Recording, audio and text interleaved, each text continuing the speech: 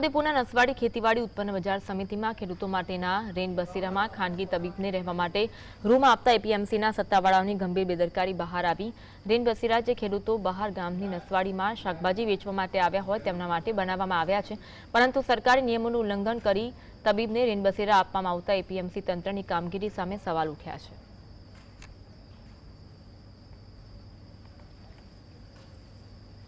अरे हमने कोई खेडूतનું એ નથી, અમને કોઈ ઓપ્શન નથી, તો એટલે પડી રહ્યું હતું એટલે આપેલું છે અમને 2 દિવસ એમ ખાલી।